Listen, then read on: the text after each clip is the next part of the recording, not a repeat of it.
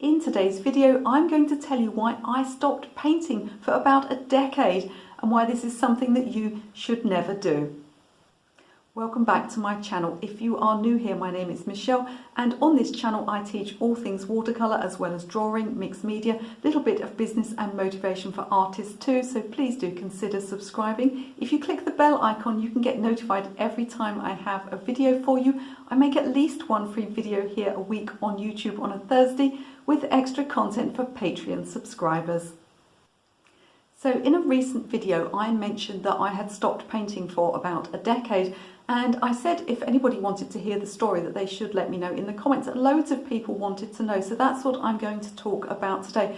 I'm going to talk about why I was so disheartened with my work and with the whole idea of being an artist that I gave up painting. And I'm going to level with you here. I don't have time to make you a painting tutorial this week. This is not because I'm sitting around in a bathtub drinking pina coladas. This is because I'm currently in the middle of launching a new online course. So this is my third online course. This is watercolour pencils.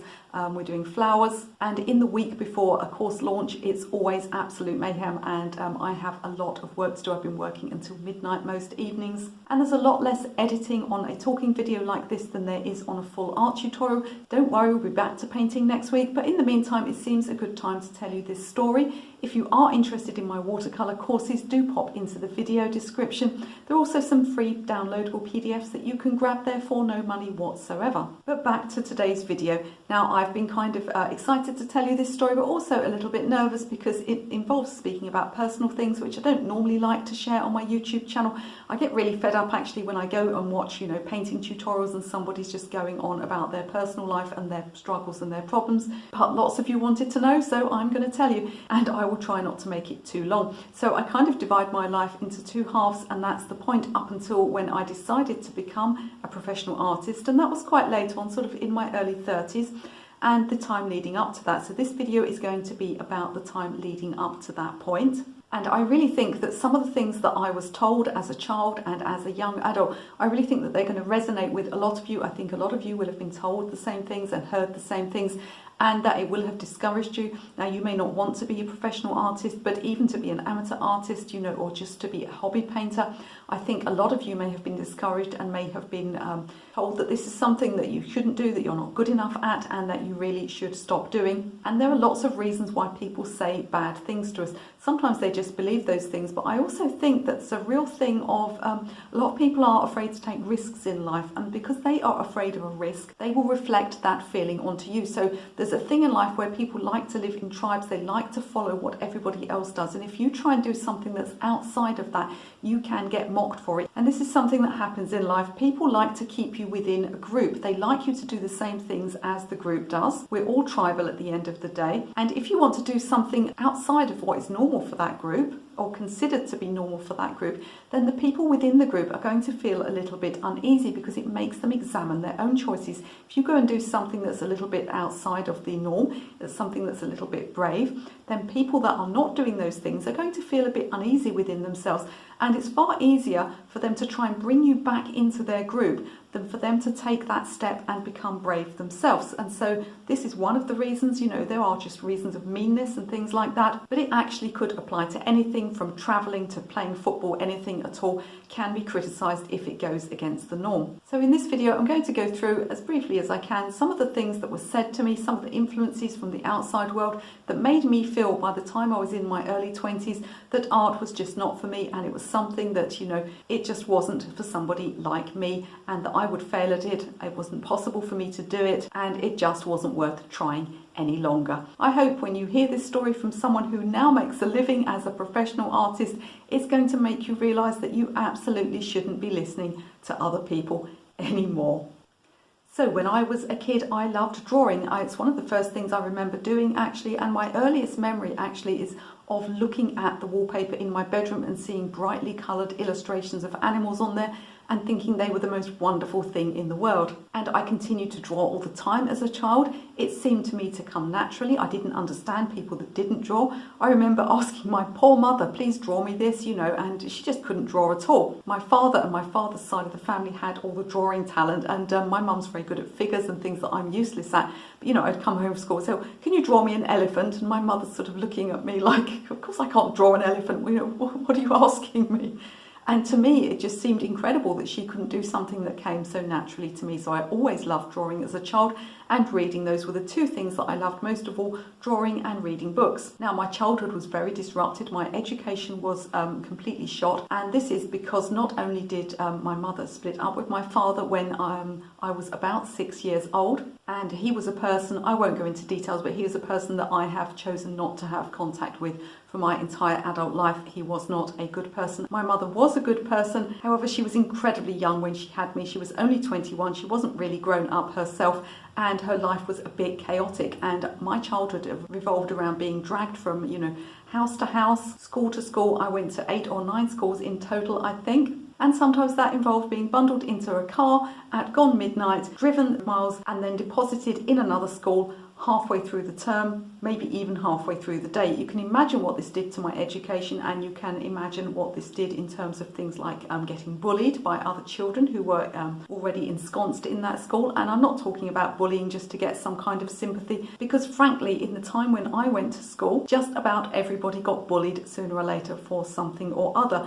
These were times when the school life was much, much more brutal than it is now. There also wasn't kind of a standardised system of education. So what this meant was that if you were in one school and one teacher was teaching a certain method of learning maths, of learning multiplication or times tables or whatever that was, you could move to another school and find that the methods were completely different. Now, I never did have a good head for figures, and of course I became completely lost. You could also find that a subject that was available at one school was not available at another school. The other problem with schooling in those days was that there was also a lot of segregation. I'm not talking about colour segregation because I grew up in London. It was very multicultural, something I've always been grateful for.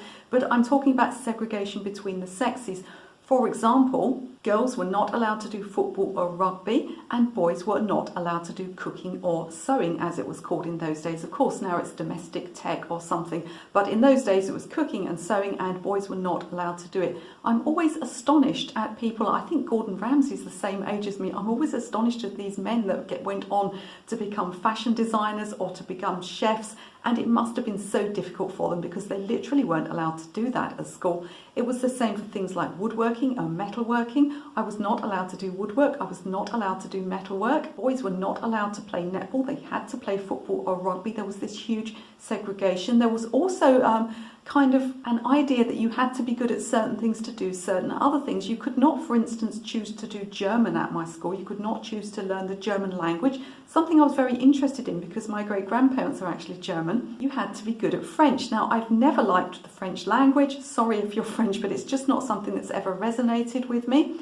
And it was kind of considered at my school that if you weren't good enough to learn French, in other words, if you were too stupid to learn French, you were definitely too stupid to learn German. So you could find that many of the things that you wanted to do at school, you were cut off from doing. Also found that because I was taken from school to school, many of the methods that I learned, many of the subjects I started, then just disappeared, and my education became completely lost. I began to absolutely hate school, particularly maths and physical education. It's ridiculous. I'm a fitness freak now. I used to take whole days off when there was a PE lesson. And so I retreated into this world of simply spending all of my time drawing and reading books. And in those days of chaotic London, huge class sizes, what would happen is that the teachers were so busy dealing with people that were actively naughty that if you were quiet and seemingly well behaved, you could just get on with whatever you wanted to do. So in my maths class, I was usually reading a Stephen King novel, or more likely drawing pop stars. And so I used to draw with what we in the UK called a biro. It's a brand name, but it would be a ballpoint pen.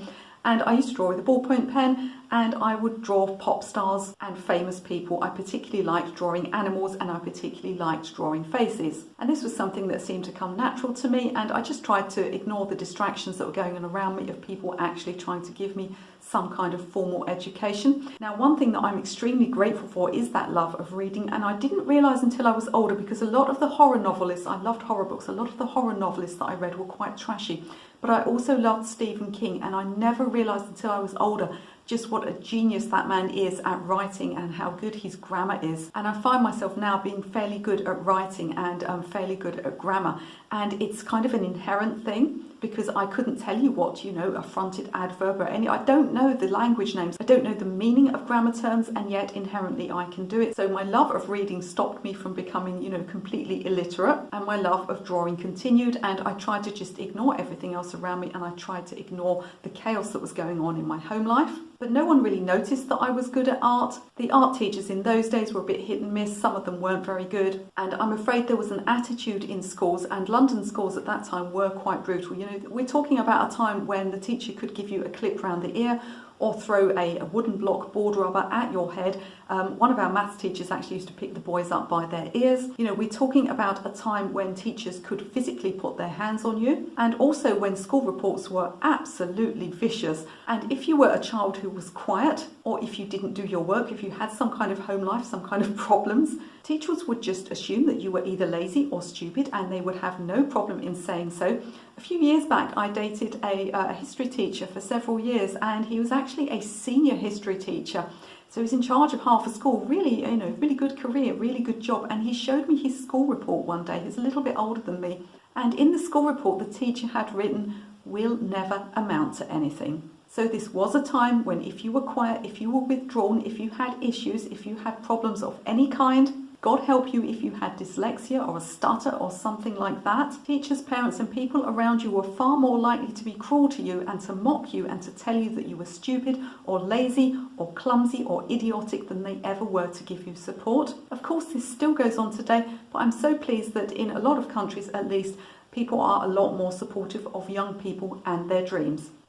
So fast forward to the week when I was leaving school. I hadn't actually attended school very much in the last year because I just not bothered to go in. I had taken some exams, and to the astonishment of my teachers and my mother, I think I passed quite a lot of them, mostly because I'm just good at writing. So I had a few qualifications, but there were some major things missing, like maths, for instance. Maths was definitely missing from my repertoire. But I had good marks for English and, of course, good marks for art and fairly good marks for history.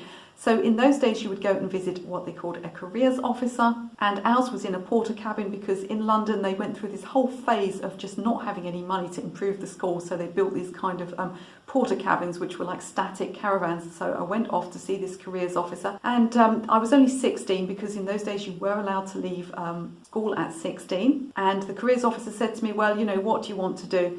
And I said, "Well, I think I want to do something to do with art." Now, again, in those days, careers choices were very, very sexist. For boys, if considered to be intelligent, they probably were encouraged to go into business and into management type positions. If they were not considered to be intelligent, they would have been told to go and learn a trade. And if they were considered to be a little bit difficult, they would have been told to join the army. Now, for girls, there seemed to be two main career choices.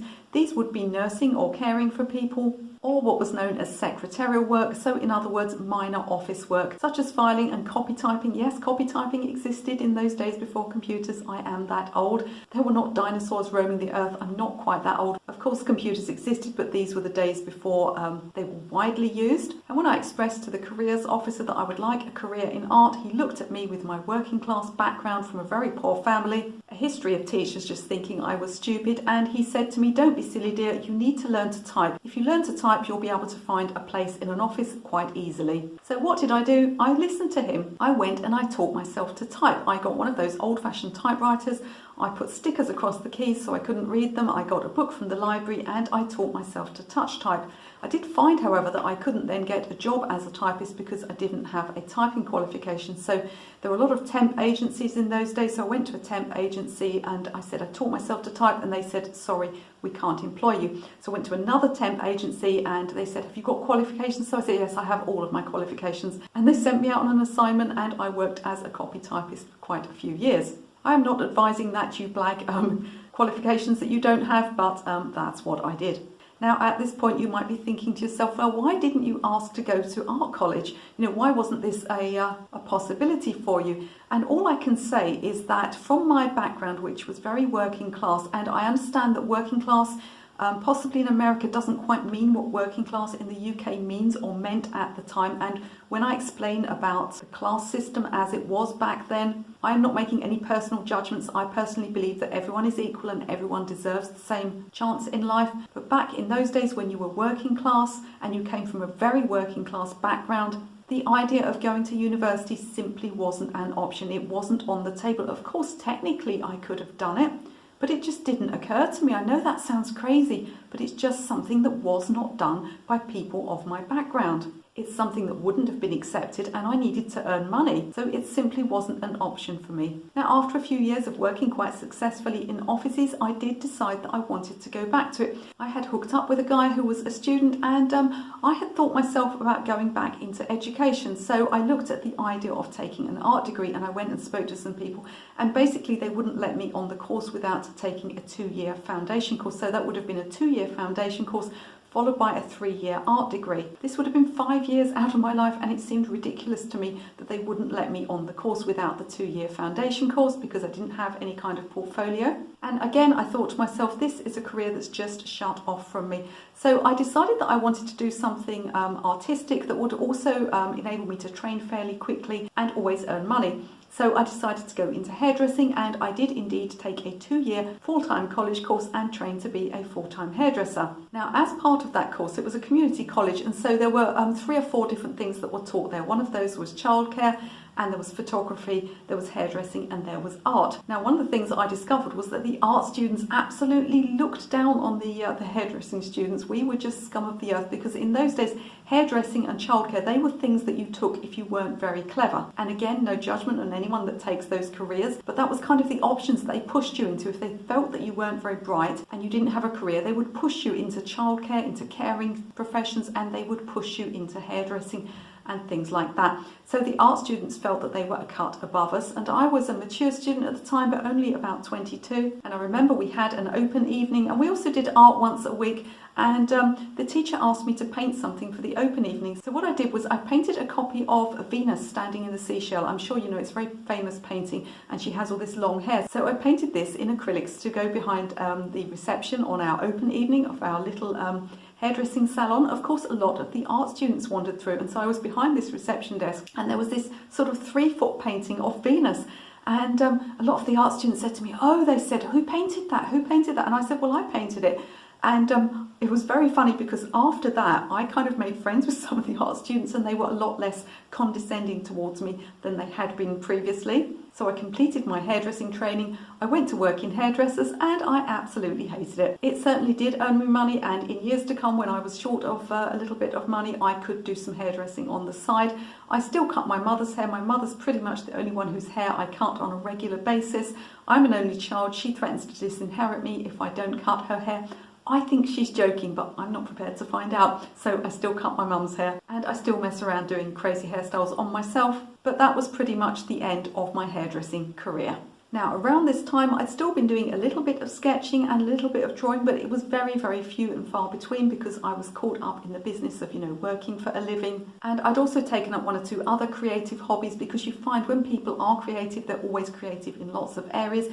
And so I'd taken up sewing, and I was very into sewing and dressmaking. I still am, actually, although I get very little time to indulge myself in this, and I'm nowhere near as good as I used to be. When I was about 22, I could make myself, a fully tailored jacket with, set in lining and shoulder pads and all of that. I don't think I could do that now, but I can still use a sewing machine. So I'd taken up all these other creative hobbies, and I found that I gradually moved away from drawing and painting. In my head, it was something that I just simply wasn't able to do. It was a career that had never been open to me. I'd never received any encouragement from anyone to go ahead with it, and been told multiple times.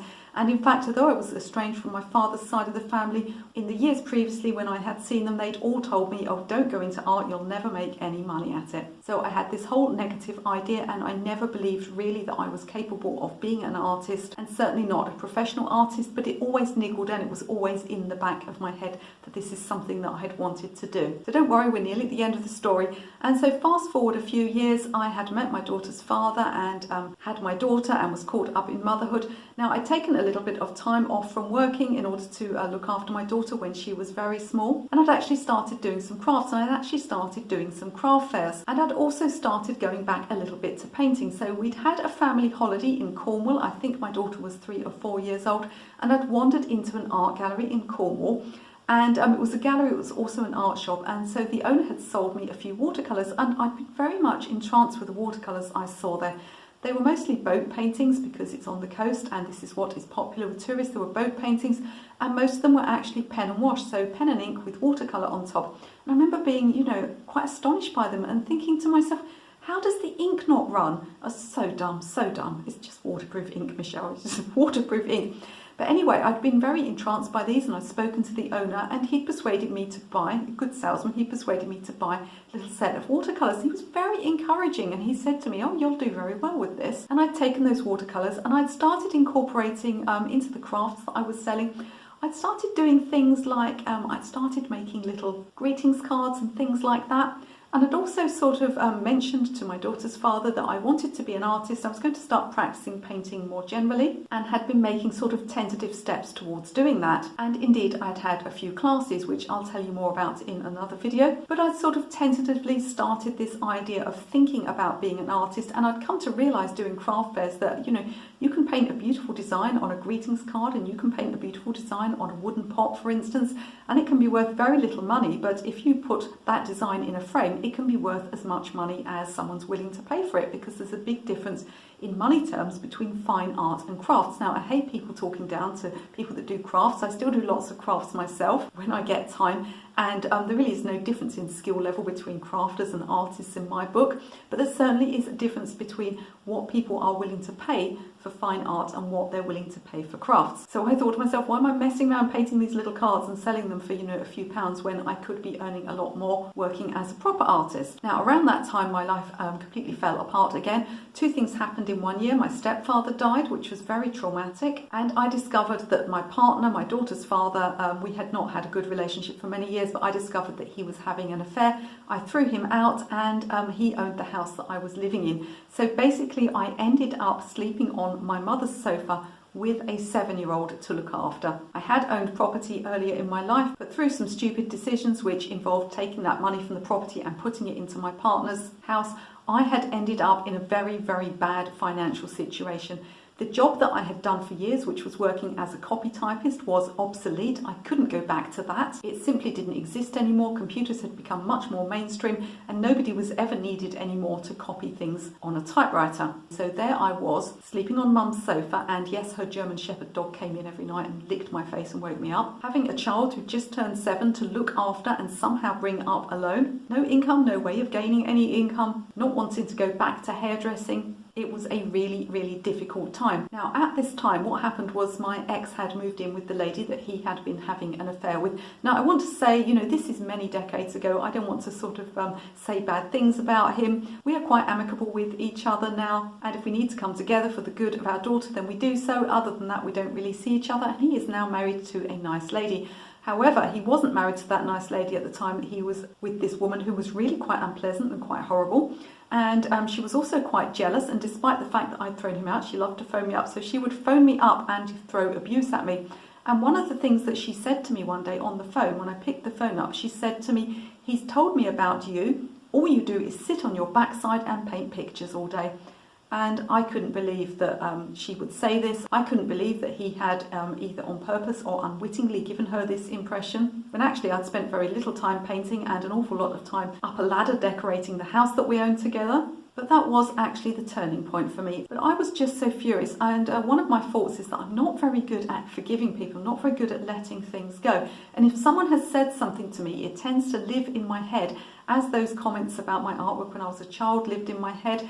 Bad comments tend to live in my head for good or for ill, and sometimes I think they can be good because they spur you onto doing things, and this was something that I never forgot. I never forgot her words, and all of a sudden there became this kind of snap in my brain, and I suddenly thought, I'll show you, I'll show everyone. And I made a decision at that time that I was going to be a professional artist, and that I simply was not going to give up until I had achieved this, that I was not any longer going to listen to other people. Because when I look back on that earlier part of my life in my 20s and my childhood, What good had listening to other people ever got me? I had ended up in my early 30s with no money, no property, no job, sleeping on my mother's sofa. How much better could my artwork have been if I hadn't skipped out that 10 years? So at that point, I didn't know what was involved. I didn't know if it was going to be easy or hard. And I would love to tell you that everything was easy from that point on and that I never got any criticism again, but actually I would say that it got a lot harder. And multiple people said very, very bad things to me. I'm not going to bore you with it in this video because it would be 100 years long. Let me know in the comments if you'd like the rest of the story, how I got myself from being a single mother, sleeping on my mother's couch, to the position that I am in now. But today's story time ends here with that decision that I was going to prove everybody wrong and that I was just going to continue until I had done so. Now, at this point in my life, I've been teaching people to paint for a very long time. I was teaching real classes for many, many years before I ever did any teaching on the internet. And I have heard stories similar to mine so often. You know, it's not unusual at all. I have heard heartbreaking stories, and I have heard so many people tell me that their art teacher told them that they were rubbish, or that their parents told them that they were rubbish. Another thing that can happen, of course, is that you get that one person in your family who's super, super talented, and you just think, well, what's the point of me doing this? People also become very, very overwhelmed by seeing people that are better than them when they're at the start of their painting journey, and people listen to criticism again and again. There are many, many reasons why people will criticize you for wanting to learn to paint and draw. As we spoke about at the beginning, people just don't like you doing something different and out of the ordinary. There may be jealousy involved. You may be doing something that they want to do and they feel that they can't do. Or they may just be unpleasant and want to bring you down a peg or two. So the point of this video has been for me to tell you that there is absolutely no reason for you to listen to any other single human being on this earth that tells you that you cannot paint. And it doesn't matter if you want to be a professional artist, it doesn't matter if you want to be an amateur artist, if you want to do something in between, or if you just like painting for a hobby. It doesn't matter if you want to make your own artwork or if you enjoy doing colouring books. It doesn't matter if you want to be a fine artist or if you want to be a crafter. There is no wrong path for art. And let me tell you, from somebody who gave up painting for 10 years simply because of the things that were said to me, the circumstances around me, background and the class system that I came from, don't do it. It's not worth it. If you have a voice in your head that says you are meant to paint, that voice will never ever go away. You might be able to push it down for a few years, but it's just going to come back and you're going to feel miserable. And this doesn't just go for art. I know so many people that gave up on the career that they wanted because of the expectations of other people. It doesn't matter how old you are, if you're 50, 60, 70, 80, 90, if you want to paint, just get started and keep painting and don't worry about what other people say to you. Don't listen to some flippant offhand remark that means nothing to anyone else but feels like it's driving a dagger into your back and you can't get it out of your head. You have to be true to yourself, otherwise you will never find happiness. And if you want to create art, you should not stop. And whilst we're talking about the effect of the world around you and people's attitude towards you, consider your attitude towards yourself as well. Do you have unrealistic expectations? This is a subject for a whole other video, but stop being so hard on yourself. Stop expecting yourself to paint a masterpiece when you've only been painting for 2 months. Give yourself time, give yourself space, and above all, never ever give up. So I hope some of what I have said in this video has resonated with you. Do let me know your own stories in the comments. I'm always interested to hear them. Remember that you can't control what other people say to you. You can't control the world around you, but you can control your own decisions and the way that you see yourself. And you can choose to see yourself and your art in a positive manner. If you are feeling that your art is not progressing as quickly as you would like, I have a really good video for you. It's another talking video and it's about something called deliberate practice, which is used by business people, by sports people, and can also be used by artists to really ramp up their progress. You can watch that video right now.